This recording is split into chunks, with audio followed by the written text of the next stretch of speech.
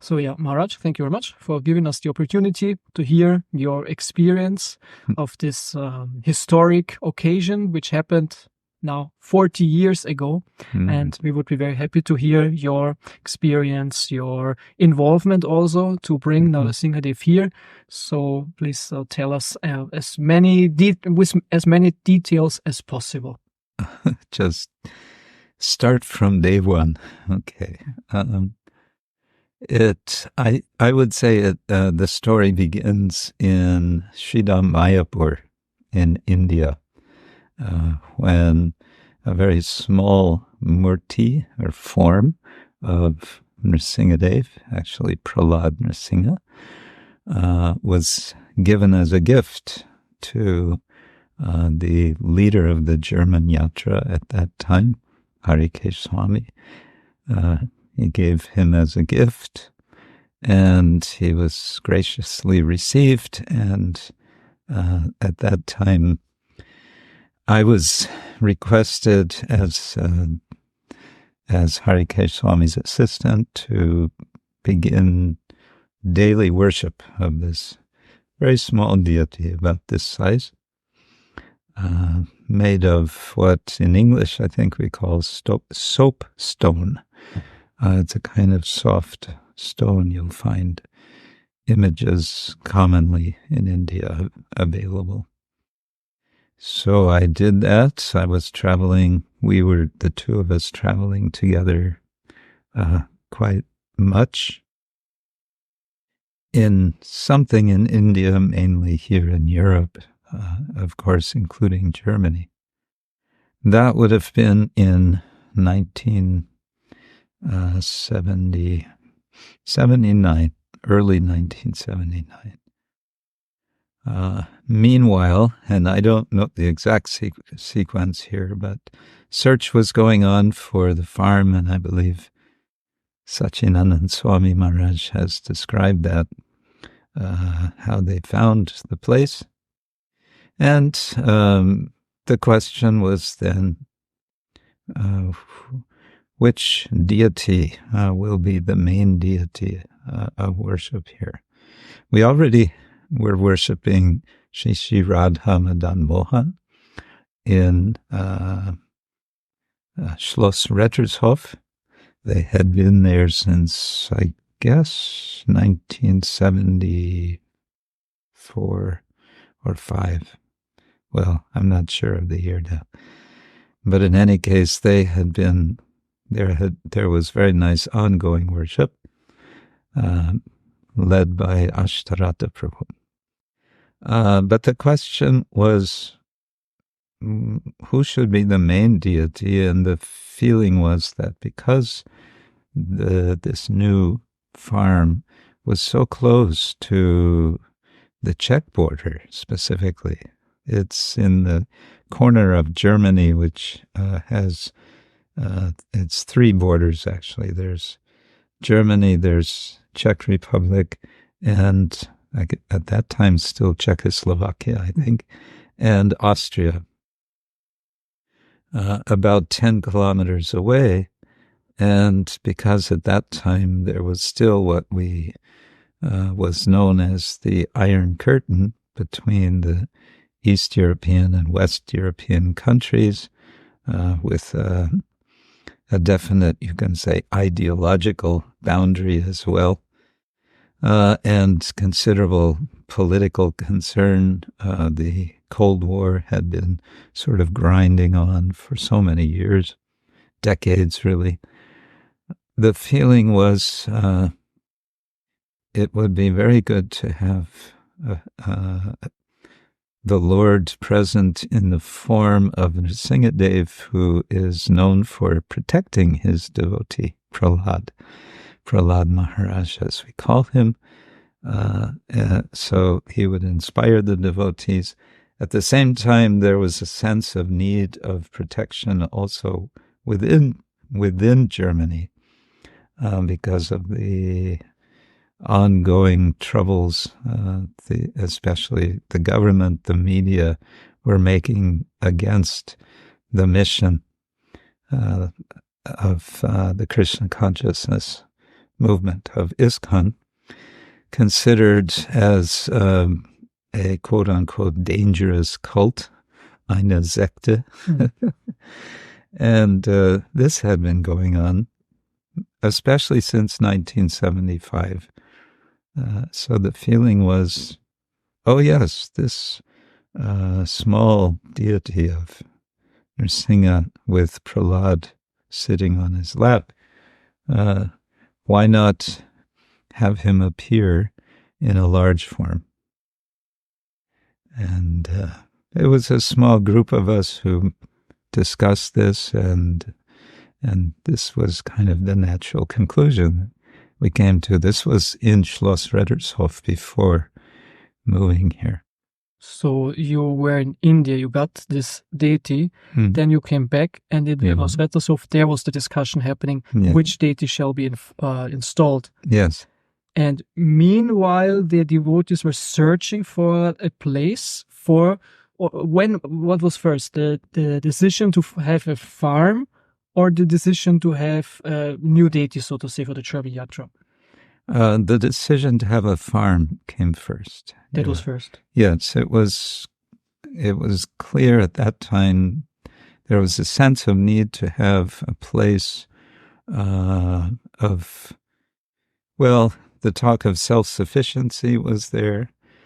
All of this was happening, again, 1979. This is approaching the ominous year 1984. There was a sense that because this novel by George Orwell that was influential, said that everything is going to come crashing together in 1984. So there was very much this sense of coming apocalypse, perhaps, and this millennialism, this sense that serious trouble is brewing. We have to prepare. And so we sought to move into some place where we were hoping we could sustain ourselves. We never use the expression, but in English you say, by the sweat of our brow. By the sweat of the brow. Anyway, some ideas were there like that, and ideals. Mind you, by a bunch of devotees who had absolutely no experience with farming or gardening or taking care of cows. But anyway, a lot of enthusiasm was there. So then the Simhachalam farm was acquired. We didn't call it Simhachalam at that time, but when we decided on the deity Nrsimha, we were inspired by a passage in Chaitanya Charitamrita, Madhya Lila, chapter 8, as Chaitanya Mahaprabhu is leaving Puri and going south. He stops in a place called Jira Krsna-ksetra, as it's called in Chaitanya Charitamrita, where there's a deity of Nrsimhadeva, actually Varaha Nrsimha, but that's not mentioned in there. And we thought, that's a nice name. Let's call our new place Nava Jira Nrsimha Kshetra. Eventually we changed that because that's really a mouthful. Nava Jira Nrsimha Kshetra. And besides, as I visited Jira Nrsimha Kshetra a couple of years later, before we installed Nrsimhadeva, I found that name was nowhere to be found. No one was using that name. It was simply Simhachalam. Mm-hmm. And I thought, well, maybe Simhachalam is better. But you said that you visited this place before Nrsimhadeva was installed. Yeah. So there was a very short time that this place was actually called Nava Jira Nrsimha Kshetra. No, it continued to be called for several years. There you had already the idea this could be another possible name. Right. Because as far as I remember, the change of the name was even in my time in Krishna consciousness. It must be the 2000s, early 2000s. Or yeah, it was several years later. Yeah. So let's see, where were we? So we decided, okay, we want to get such deity. Ashtarata Prabhu was sent to India. We had only a very vague idea. We had this small murti, and we had a sense that we want a large deity.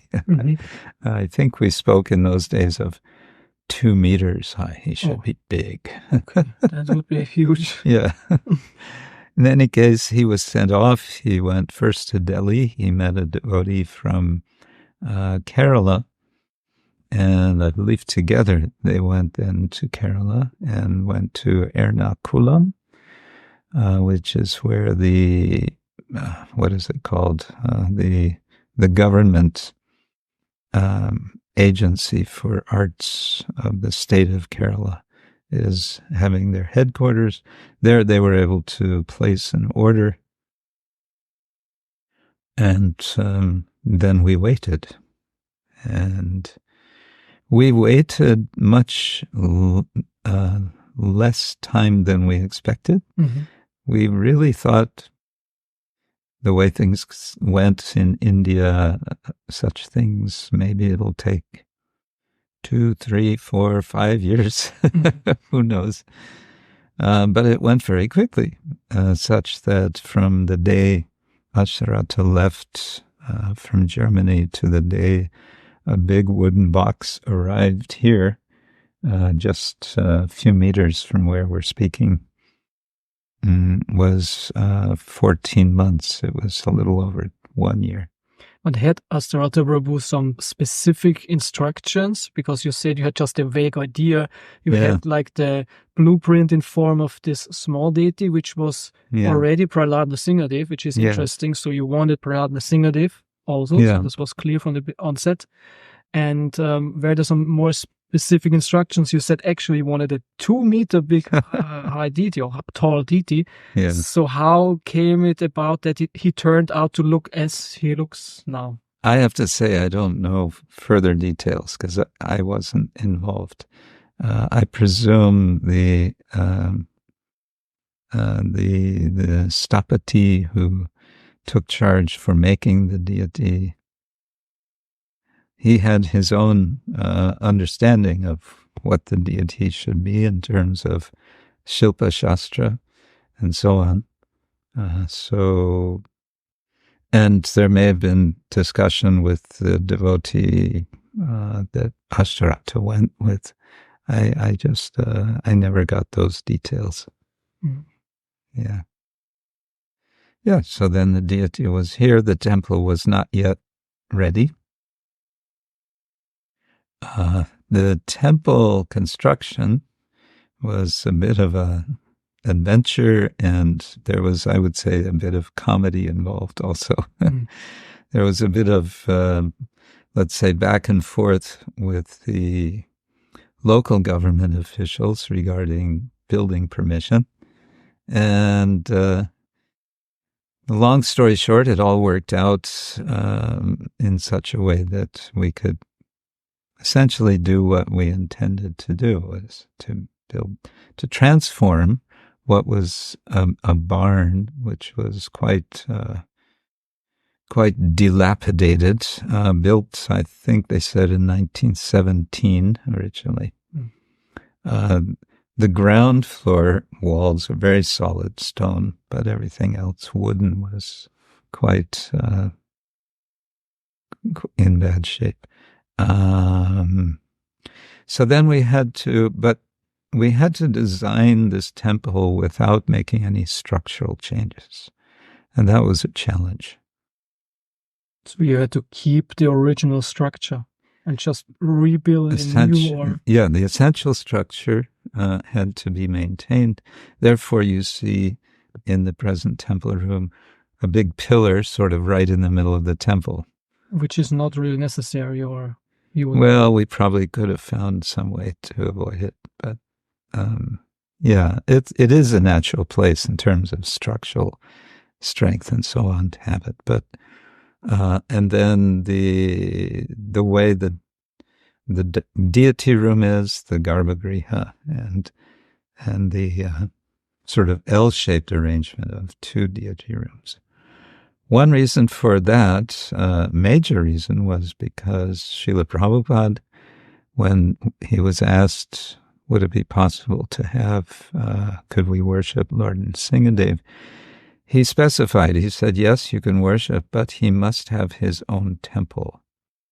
Initially, we thought, own temple, that means completely his own structure. And later we came to understand, well, a temple doesn't have to mean the whole structure. It can mean the garbhagriha, the what we usually call the deity room. Or can we call it sanctum sanctorum? Or sanctum sanctorum, yeah. That would apply, this term would apply in our terms. Yeah, so we understood actually that is how we can understand it, and therefore we designed.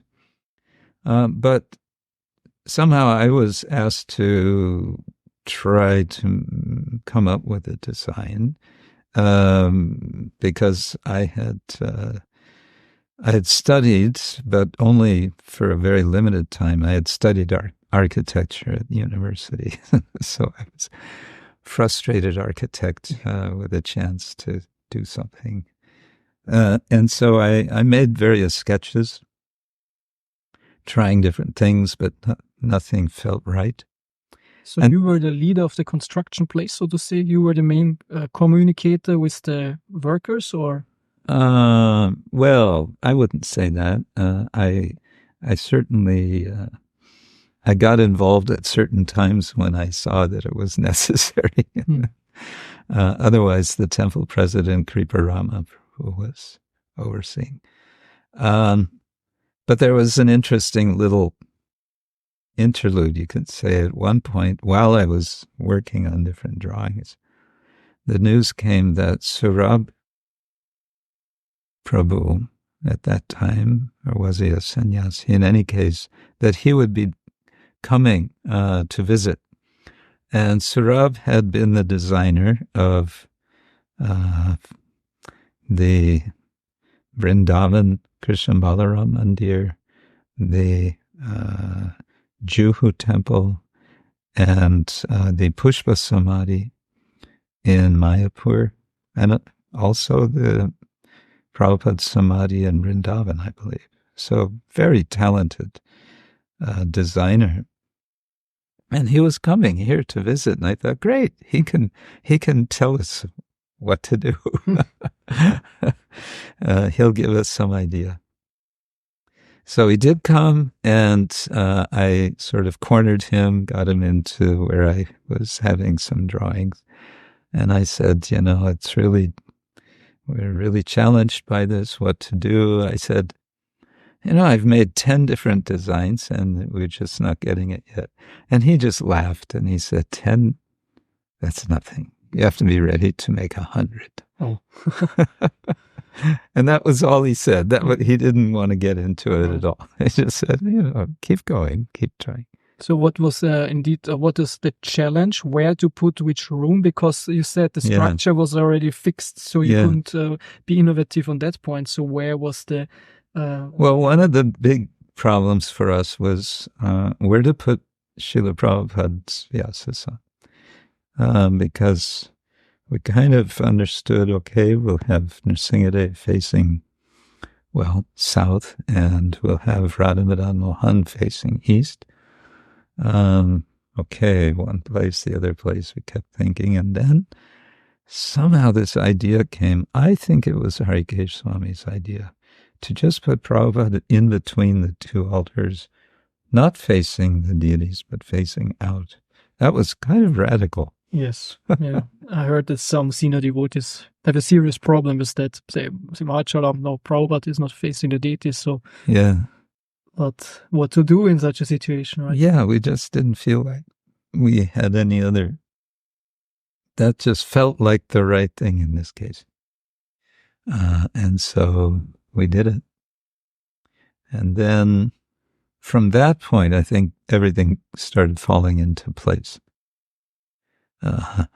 And the more refined elements, the sort of the choice of marble for the floors, and the wood paneling of the ceiling, and all of these things. Mainly that was Kriparama Prabhu. He actually had very good taste for these things. It's beautiful temple room. Timeless somehow or other. Yeah. Timeless. The mirrors on the ceiling first of all, the raised portion sort of between the two altars, the part of the kirtan mandap, as it would be called, that raised portion, I take credit for that. I just felt it needs to be a raised area. And I don't remember if it was my idea. I think maybe as all of us together, we felt we need to have mirrors to increase the sense of height, especially in the deity room, in the Nrsimha deity room, because it's rather small there. Some years ago, you told the story that's how you communicated with the workers. They wanted to build, and then you had this idea and you rushed down that no, stop, it has to be like this. and you told it in a lecture, I think, during some festival, and I asked actually this question to you, why is it? I just told it a couple of days ago. Okay, I probably wasn't there then. I just remember some years ago, and I asked you, why is it like this? Yeah. And you just pointed and said, don't you see it? And okay, actually it's true. Yeah. Actually, I didn't talk to the workers. I talked to Kriparama. I said, you go and tell them. And I mean, he seemed kind of indifferent, like, well, we can do that, but why bother? And I got a little excited and insistent, and he said, okay. And it was like minutes before it was going to be otherwise too late. That was part of the humor of the whole thing. And then also with the deity room, the platform, is quite a complex form, and quite utterly incomprehensible to the construction workers. So even though I had made detailed drawings, it didn't make any sense to them, so I had to explain. Did they know what they are doing? Or could they know what they're allowed to know, or how was that? I think there was one worker his name was Sep, I remember. And he would kind of spend more time with the devotees, and there was even a while when I think after all the construction he would come by. And I guess we did communicate with him more than the others, what we were doing. Yeah. But for them, they're getting paid. It's a job, what's this? I don't know. Doesn't matter. And was it then when the temple opening was happening that these workers actually came with their families and their old Bavarian mothers? Manita Prabhu told like that they were involved in the opening of the festival also, while we built this temple, and grandmothers were going down because it's like a church. And that was these things were happening. It was interesting cultural combination here. Yeah. I think both sides were quite amazed, amused, and shocked by each other. It's such a seemingly anomaly having a Nrsimha temple in Bavarian forest. Yeah. But then again, now he's here, it's like hard to imagine him not being here. Yeah. And how was it? We heard the stories from different devotees, but we'd like to hear also from you how Narasimhadeva came here, because it's said, the legend goes that the driver could somehow or other not bring him directly here, and you put him, actually, Satyananda Maharaj said, in Passau in some storage place. And can you tell your? I don't have another story. I somehow at that time I was pretty clueless what exactly was happening. All I remember is suddenly there was this big wooden box in the driveway here. Just there he was. Okay. And then, because by that time I had been asked to kind of oversee the worship of Nrsingadev when he would be worshipped, that meant I needed to oversee preparations for his worship, and that meant preparing dress and ornaments. And so we brought him into this one kind of storage room, as was mentioned the other day. I hadn't remembered, but it was actually a storage room for candles, because we had this ornamental candles business at the time. So he was brought in there, and I was able to create sort of a workshop in the corner of that storage room. I heard this was under the stairs in this one Grihastha flat, opposite of the temple entrance of the side entrance. That was later. Oh, later. So where was my workshop moved 2 or 3 times. So, but where was Nrsingadev first? You brought the box then, in which?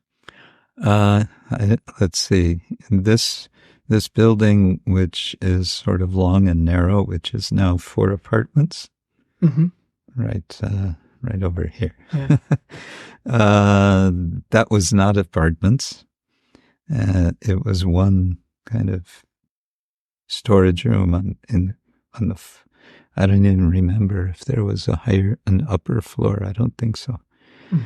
There was just this storage room, and there was a door on the north end. So we set up a little workshop there, and I had a bit of experience as a child and as a teenager, doing all sorts of things with handicrafts of various sorts. And so for me, it was an opportunity to bring out some of that samskara. And I started sort of making ornaments, and I started studying about working with silver, and I was able to put together some fairly good tools for making jewelry, for making ornaments. And I was reading books. I was collecting materials, including semi-precious jewels. I thought would be nice to have not just plastic, but some nice things. I even went one time to Sri Lanka with a devotee who had been doing business with semi-precious stones from Sri Lanka. So he took me shopping with him one time to avoid, he said it's very easy. The tourists always get cheated. So he was able to make sure we would get the right prices for moonstones and granat and like that. I went also to New Vrindavan to learn some techniques from one lady, a devotee who had been making ornaments for their deities in New Vrindavan. Very expert, using mainly copper and gold plating. They had quite a setup for gold plating copper, which is not something we ever did here. But I learned a little bit of techniques from her, how to make ornaments. Yeah. So that was all in preparation. Meanwhile, the temple construction was going on. And then it was 1982. Initially, Śri Śri Madan Mohan were brought into their new temple, the altar for them from what is now the guest house. They were worshipped there on the ground floor for 2.5, 3 years. And I mentioned before this interesting relationship with the local government about building permission. So the final building permission that we needed to properly begin construction, theoretically, we hadn't actually waited for. We proceeded without it, quietly, working. And 2 weeks before, just 2 weeks before bringing Radha Madan Mohan in, we got the documents granting permission to construct. So everything is legal. Yes. Afterwards. In Nachhinein, you say. Nachhinein. But I want to rewind, actually. What was your experience or your impression when you saw the Lord the first time? So you had the box. You were the first who opened him? Myself with, I guess, a few of us together. We opened him, yeah. And what was your experience there? Can you remember that and your impression? I was surprised. The particular form was kind of not what I expected, because one sees different forms of Narasimhadev. And I was struck by the uniqueness of his form, certainly. I was, the issue of Prahlad sitting on Narasimhadev's left lap did not come up immediately. I don't remember when that was. But was it not like ordered? Did you not know? Because you said you had this small one there. Prahlad was there also on the left? Well, he's yes and no. He's kind of there in that position, but yeah, this again, I don't I can't say exactly what was going on. And yes, that one would like to say, yes, well, he was ordered like that. Was that wrong to do so from the start, or what? And then another question could come, because this small murti is very small, and Prahlad is much smaller. Is it Prahlad? Or is it Lakshmi? Right. We kind of all decided it's Prahlad. Oh, I see. Okay. Yeah, so somewhat surprised, and just I can't say what. It wasn't really a sense of awe and veneration. Maybe because also he wasn't yet installed. He was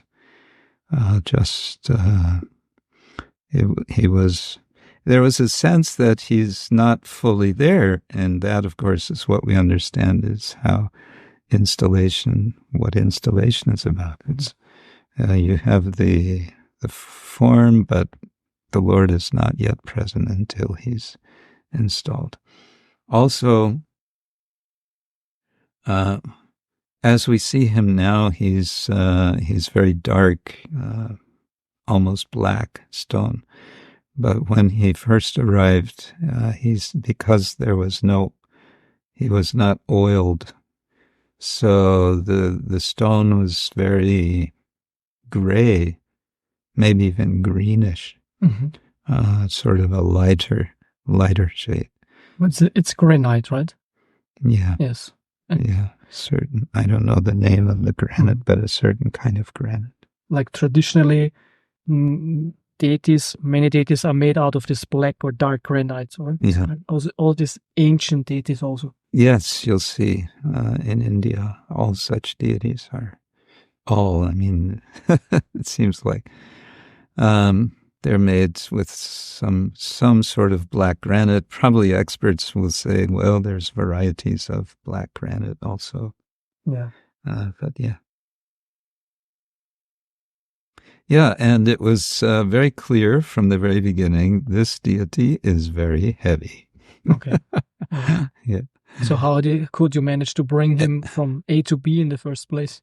I'm trying to remember. Did we make the little wagon for him in the very beginning? It may have been like that. Somehow I don't remember that. The deity and the zoko, the base, were separate, of course. So that made it more manageable in some sense. But I can't remember. Did we make?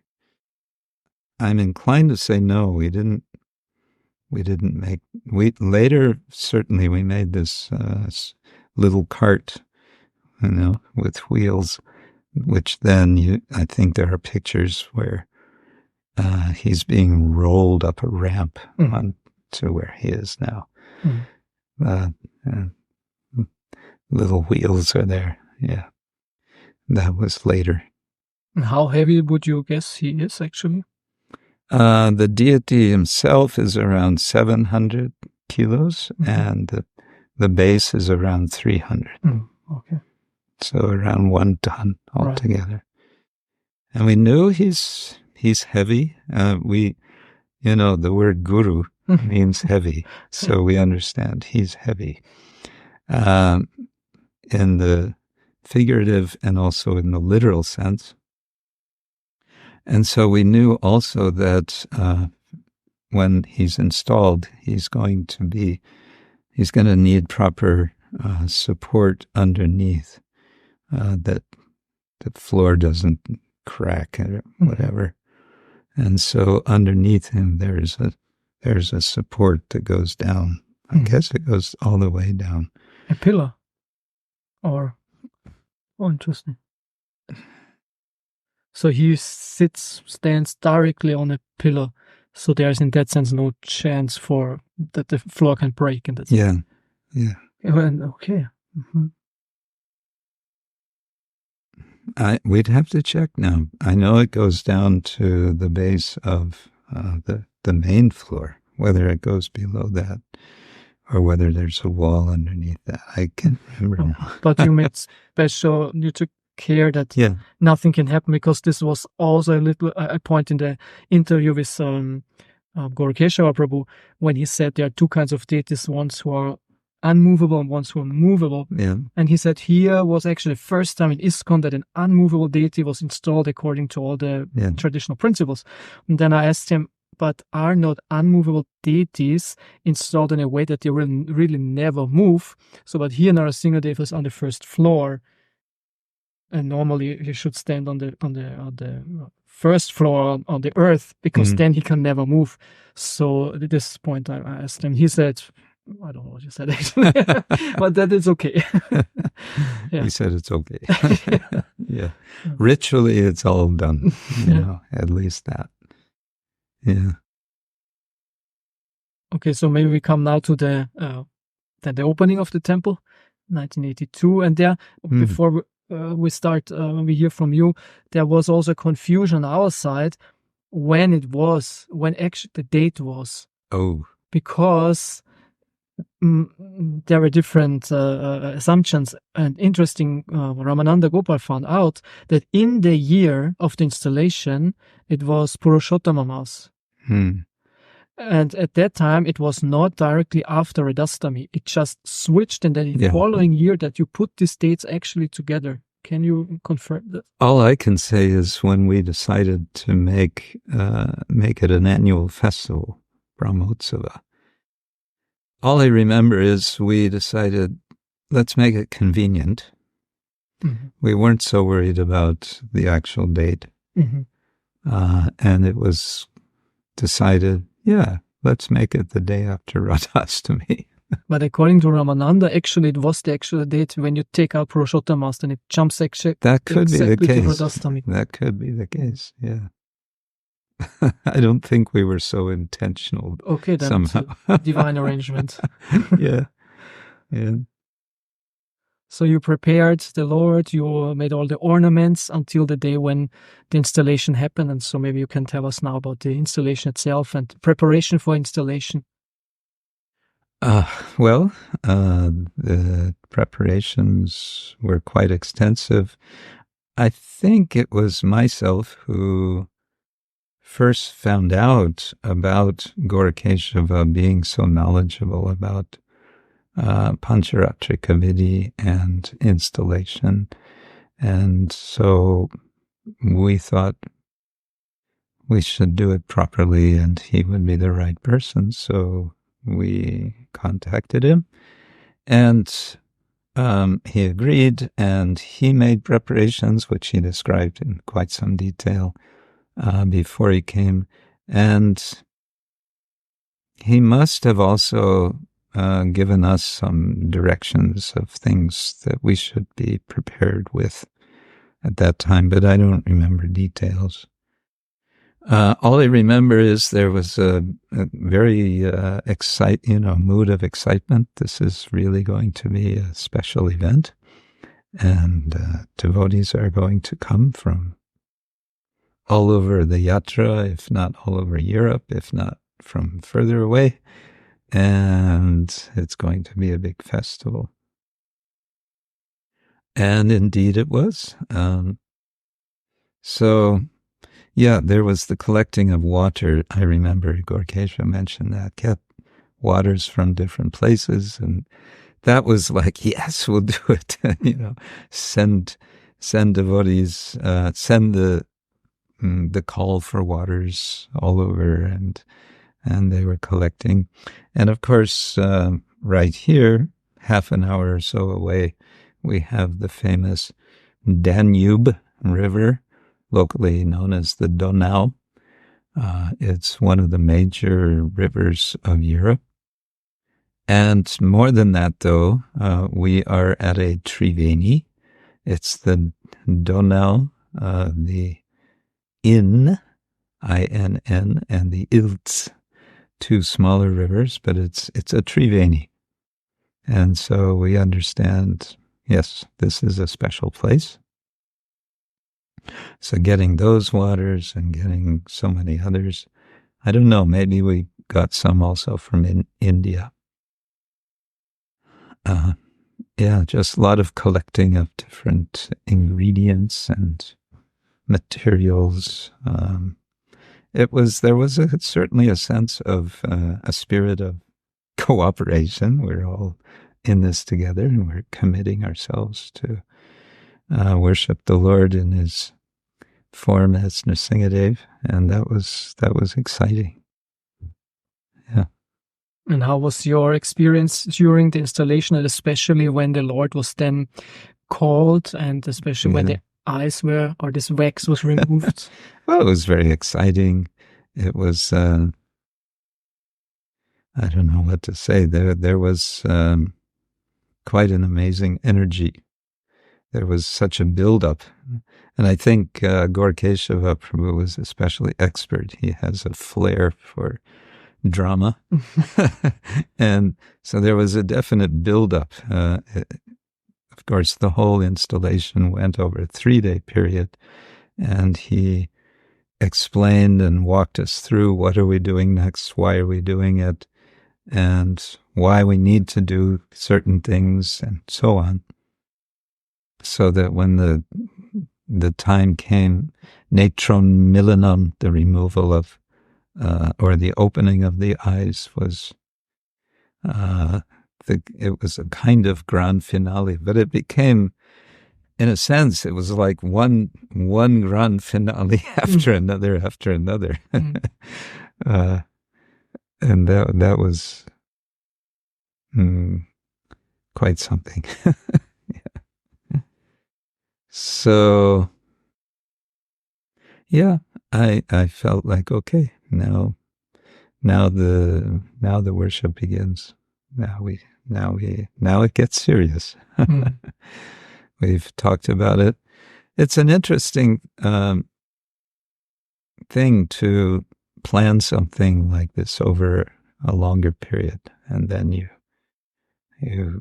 the initial going from the initial idea, and then going through so many stages, some questions and challenges and doubts and delays on the way, but still going, moving in that direction, and then finally it happens. It's quite satisfying, I would say. Yeah. It was also, I think we should keep in mind, Radha Madan Mohan were there, and they had been worshipped for several years. And the mood of Radha Madan Mohan worship is arguably very different from that of Nrsimhadev. And there was some concern also that isn't the worship of Nrsimha going to kind of, and the mood and his presence going to kind of overwhelm and overshadow perhaps the mood of Radha Madan Mohan? And that became a kind of ongoing issue after Nrsimha was installed. My personal feeling was it's not a problem. I felt rather that there was an interesting contrast, but there was a kind of balance at the same time. Architecturally, I felt there was a balance. I didn't feel that Nrsimha was overwhelming visually or whatever. And in terms of mood, rasa, and so on, I felt there's some sort of complement. I can't explain it further than that. Somehow that my own point of view on that did not prevail. And as we know, Radha Madan Mohan moved to the other side of Germany, to Golokadam. We have to take it as their will. And I was thinking the other day, who knows, maybe one day there will develop a tradition. There's in Vrindavan, there's this idea that there are 3 deities, each of which show a particular special feature of Krishna. Madan Mohan, Govinda, and Gopinath each show a special feature. And I never remember which, but there's the chest, the face, and I guess the feet. Feet, chest, face. And that if possible, one may want to have darshan of all 3 deities in one day, which would mean going to Karoli to see Radha Madan Mohan, and then going to Jaipur to see Radha Govinda Dev, and the Gopinath. Govinda Gopinath is there. And then the Radharaman temple, they claim Radharaman includes all 3. You don't have to go anywhere. But there's I don't know if this can be related, but there's a sports tradition in England, a kind of challenge to, within a 24-hour period, to climb the 3 tallest mountains in England and Wales, and Scotland, England, Wales. So people like to take that challenge, and it's quite a challenge. So I was thinking maybe there will be a similar challenge. Have darshan of Nrsimhadev and Radha Madan Mohan in the same day, and maybe a third, maybe Lord Jagannath in Berlin. Any case, was it from? These are my idle thoughts. Was it clear that Radha Mohan will move, or was the discussion that Narasimhadev will move? How you came up with actually Radha Mohan? No, it was always a question of Madan Mohan moving, but not necessarily moving away from Simhachalam. Ideas initially were that they would get their separate temple here. Possibly a temple up on the hill, lots of ideas were there. Where was the money? Where was the building permission? Okay. And then this facility became available on the other side of Germany. So somehow I wasn't involved in these decisions. This was then 96, so a bit before, right? It was 96 was the installation of the moving.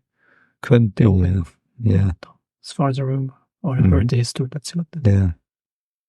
So for the end, would you like to share your personal relationship with Narasimhadev, especially because you were one of the first pujaris here, and the importance of Narasimhadev also in our Gaudiya tradition? Well, to this last point, I always find a comment sort of implied by Srila Bhaktivinoda Thakur in his, I believe it's in his Navadvipa Taranga, Navadvipa Taranga something, poem, that we worship Nrsimhadev with the aim that he may bless us, that he may purify our hearts, so that we can properly worship Radha Krishna. And it seems to me that he is alluding to this verse in Srimad Bhagavatam, Canto 5, the famous Om Namo Bhagavate Narasimhaya Namastejas Tejase Avir Bhava. Vajranaka Vajradangscha Karmashayan Randhai Randhai Tamo Grasa Grasa Om Swaha Abhayam Atmani Bhuishta Om Om. So this Karmashayan, the desire for karmic results, essentially, please remove this desire, is, as I see it, kind of the core of that prayer. So Bhaktivinoda is, in this sense, saying, we worship Nrsimha, he will remove that impurity in the heart, opening the heart to be a receptacle for the Lord's grace, that we can see Radha and Krishna in the heart, that we can worship them. And again, that's why I liked the compliment of Nrsimhadev and Radha Madan Mohan here. So, for Gaudiya Vaishnavas, that's my understanding of why we would worship Nrsimhadev. Bhaktivinoda Thakur installed the deity of Lakshmi Nrsimha in Mayapur. And I think it's very much in that spirit that we worship him. We're not keen to go to Vaikuntha planets other than Golokadam. We follow Sri Chaitanya Mahaprabhu. And Sri Chaitanya Mahaprabhu was worshipping Nrsimha. Specifically, I mentioned at Jyada Nrsimha Kshetra. And the fact that Krishnadas Kaviraj notes that is somewhat significant, or maybe very significant for us. Also, I would say, if you look on a map of Europe, actually, Simhachalam is right in the middle. We're very central here, geographically. And there's a sense that Narasimhadeva is sort of extending his mercy, extending his protection all over Europe. And I have the sense that devotees all over Europe have that sense.